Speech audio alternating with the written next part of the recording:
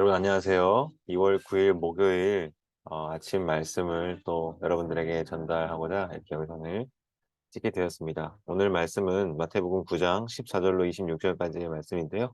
제가 한번 읽어보도록 하겠습니다. 그때 요한의 제자들이 예수께 나와 이르되 우리와 바리새인들은 금식하는데 어찌하여 당신의 제자들은 금식하지 아니하나이까? 예수께서 그들에게 이르시되 혼인집 손님들이 신랑과 함께 있을 동안에 슬퍼할 수 있느냐? 그러나 신랑을 빼앗길 날이 이르리니 그때에는 금식할 것이니라. 생배 조각을 낡은 옷에 붙이는 자가 없나니 이는 기운 것이 그 옷을 당기어 헤어짐이 더하게 됨이요 새 포도주를 낡은 가죽 부대에 넣지 아니하나니 그렇게 하면 부대가 터져 포도주도 쏟아지고 부대도 버리게 됨이라. 새 포도주는 새 부대에 넣어야 둘이 다 보존되느니라. 예수께서 이 말씀을 하실 때에 한 관리가 와서 절하여 이르되 내 딸이 방금 죽었사오나 오셔서 그 몸에 손을 얹어 주소서. 그러면 살아나겠나이다 하니 예수께서 일어나 따라가심에 제자들도 가더니 12해 동안이나 혈루증으로 앓는 여자가 예수의 뒤로 와서 그 겉옷가를 만지니 이는 제 마음에 그 겉옷만 만져도 구원을 받겠다 함이라. 예수께서 돌이켜 그를 보시며 이르시되 딸아 안심하라 내 믿음이 너를 구원하였다 하시니 여자가 즉시 구원을 받으니라. 예수께서 그 관리의 집에 가사 피리 부는 자들과 떠드는 무리를 보시고 이르시되 물러가라 이 소녀가 죽은 것이 아니라 잔다 하시니 그들이 비웃더라. 무리를 내보낸 후에 예수께서 들어가사 소녀의 손을 잡으심에 일어나는지라 그 소문이 온 땅에 퍼지더라. 아멘. 여러분 오늘 이 말씀을 특별히 죽음의 권세를 이기신 예수님이라는 제목으로 함께 나누기 원합니다. 여러분 먼저 요한의 제자들이 금식에 관한 이슈를 가지고 예수님께 질문을 해왔습니다. 왜 금식을 안 하시냐고 묻는 거죠. 여러분 우리는 사실 살 뺄 때 다이어트 한다고 아니면은 금식하죠. 병원에서 뭐 대장 내시경이나 위 내시경 할 때 또 수술 전에 금식하는 것 말고는 별로 금식 생각을 안 합니다만 여기 이 유대인들은요. 금식이 하나님 나라를 기다리는 어떤 믿음의 행위, 수단이었습니다. 정기적으로 개인의 경건의 차원에서 그렇게 시행을 했고요.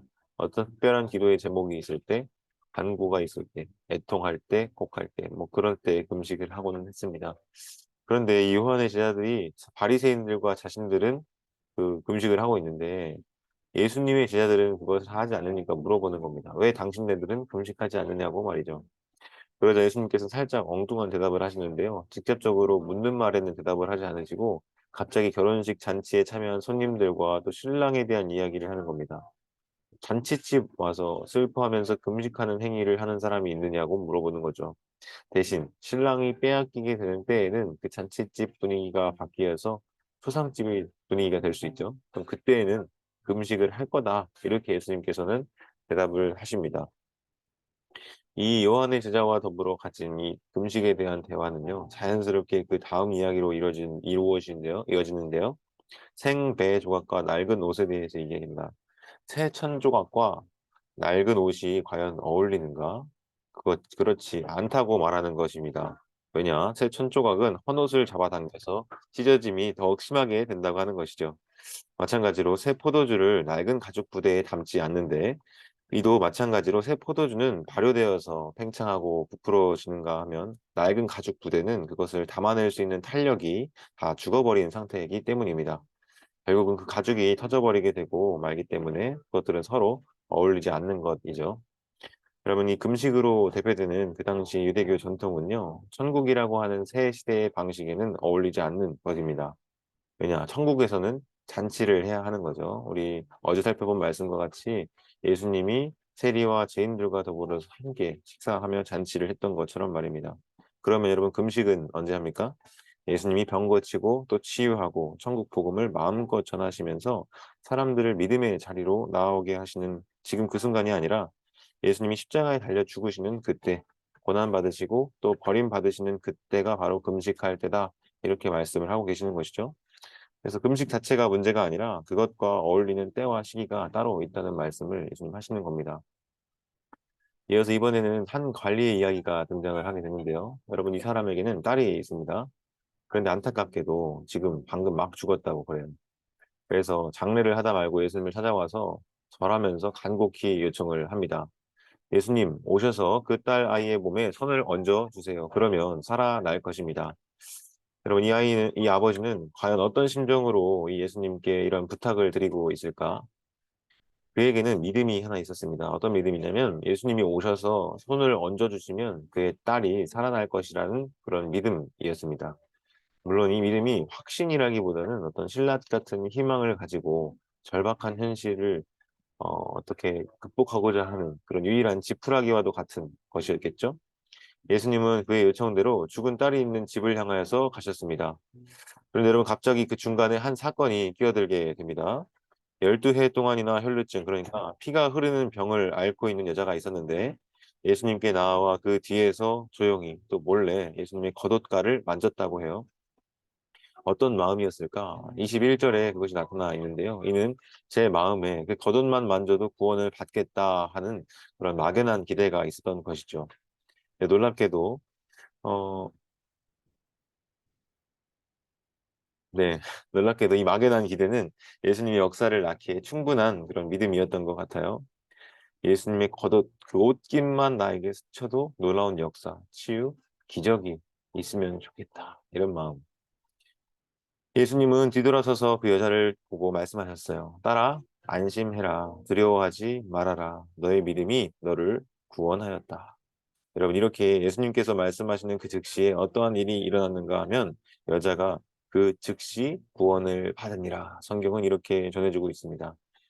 예수님의 치유와 병고침은요, 즉각적으로 나타나는 것을 보게 됩니다. 우리가 일전에 다 보진 않았지만 나병 걸린 자를 예수님께서 고쳐주실 때에도요, 즉시 나았다고 성경은 가르쳐주고요.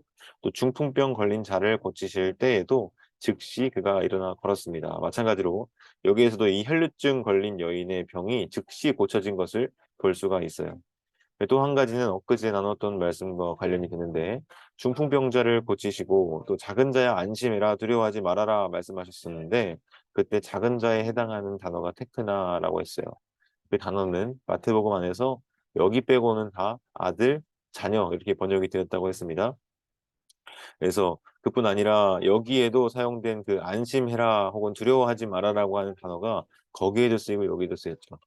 지금 혈루증 여인에 대한 내용에서도 사용되는 것을 볼 때에 이것은 마태복음을 기록한 저자가 의도적으로 아들과 딸 가리지 않고 둘 다 하나 예수님을 찾아가시면서 그렇게 안심하라 두려워하지 말라 하시며 그들의 문제를 해결해 주시는 것을 볼 수 있죠. 그들 모두 남자든 여자든 예수님 앞에 다 소중한 존재로 여겨지는 것입니다. 여러분, 이것은요 그 당시에 고대 사회 배경을 생각할 때는 참 놀라운 일이에요. 왜냐하면 그 당시에 여성의 인권은 상당히 남자와는 다른 그런 지금 시대와도 또 다른 그런 분위기였기 때문이죠. 근데 여러분, 이 혈루증이라고 하는 그 피가 흐르는 그 질병은요 율법에서 부정한 것으로 간주가 됩니다. 그래서 그 부정한 사람이 만지고 건드리는 또 그가 앉았던 그 자리마저도 사실은 모든 것이 예의적으로 부정해진다 그렇게 보았던 것이죠. 그래서 그 질병을 가진 사람은요, 그냥 자신만 부정하고 끝나는 게 아니라 공동체 전체를 부정하게 만들었다는 것을 기억할 필요가 있어요. 그래서 공동체로부터 떨어져서 격리된 채 생활을 해야 했습니다. 그런데 그 부정한 여인이 누군가한테 손을 댄다는 것은 많은 사람들 틈 사이에 있다는 것은 상당한 용기가 필요한 일이었습니다. 왜냐? 공개적으로 망신을 당할 수도 있는 그런 분위기이거든요. 그런데 이 예수님의 구원에 대한 선언으로 인해서 이 여인은 공개적으로 그녀의 믿음을 인정받기에 이르렀습니다. 그렇다면 여러분, 앞서 예수님을 청하여서 자신의 죽은 딸을 살리려고 했던 그 한 아버지의 경우도 뭔가 긍정적인 결과가 있을 것이라는 기대를 하게 되죠.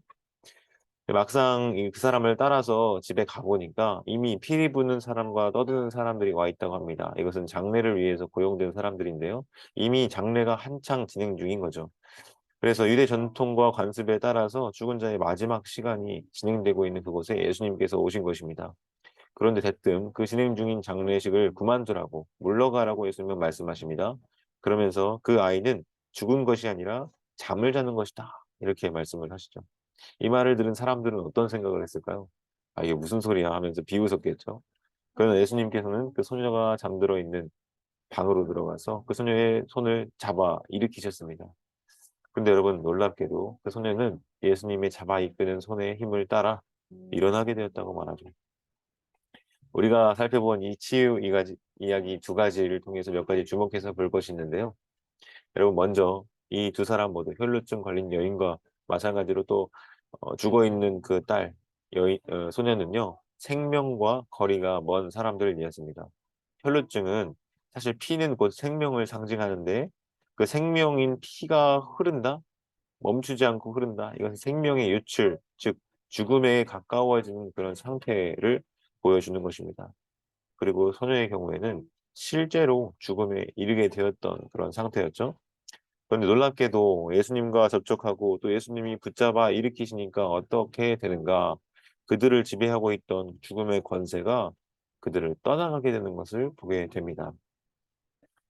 우리는 계속적으로 예수님이 어떠한 분이신지를 살펴보고 있는데요. 자연을 통제하고 다스리는 권세를 가지신 예수님, 또 귀신 들린 사람을 고쳐주시는 모습을 통해서 영적인 세력을 통제하시고 다스리신 예수님의 모습도 보았습니다. 그뿐입니까? 예수님에게는 하나님만이 하실 수 있는 죄를 사하는 권세도 있으세요. 그런데 오늘 말씀을 통해서 드러나는 것은 바로 예수님이 죽음을 이기는 권세를 가지고 계시다는 것입니다.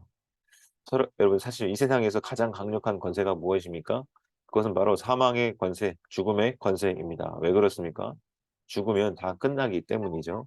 최종 보스가 바로 죽음이라고 하는 것입니다. 그런데 여러분 이 말씀을 통해서 우리 주님이 우리에게 보여주시는 것은 우리 주 예수님께서는 그러한 죽음의 권세까지도 그 사망의 권세까지도 이기시고 생명을 불어넣는 분이라는 사실입니다. 우리가 믿는 분이 바로 이러한 분입니다. 육신적인 질병에만 그런 문제만 해결해 주시는 것이 아니라 우리의 죄의 문제를 해결해 주실 뿐만 아니라 또 심지어 이 세상 가장 강력한 권세인 죽음의 권세마저 다스리시고 정복하신 우리 주 예수님. 그분이 바로 우리가 믿는 예수님이라고 하는 것이죠. 그래서 바라기는 우리 여러분 모두가 그 예수님을 믿고 의지하면서 나오는 모든 자들에게 생명과 구원의 은혜를 허락하신다는 이 사실을, 이 진리를 믿고 주님 앞에 더욱더 가까이 나아갈 수 있는 우리 친구들 다 되었으면 좋겠습니다. 제가 기도하겠습니다. 좋으신 하나님 아버지, 오늘 이 말씀을 통해서 예수님 어떠한 분이신지를 다시금 봅니다. 죽음에 가까운 그런 피가 흐르는 병에 걸린 이 혈루증 걸린 여인에게도 구원의 은혜를 베푸시고 이미 죽은 상태에 있는 그 소녀에게도 그 죽음을 떠나서 생명으로 일으킴을 받게 하신 그 놀라운 은혜, 그 능력을 우리가 보았는데 우리에게도 그런 놀라운 권세와 능력 가지신 예수님 가까이 함으로 그 생명의 은혜를 누리며 살아갈 수 있도록 도와주시옵소서. 감사드리며 예수님의 이름으로 기도드립니다. 아멘. 우리 친구들 오늘 하루도 말씀과 함께 힘있게 살아가시기를 바랍니다. 내일 또 만나요. 안녕.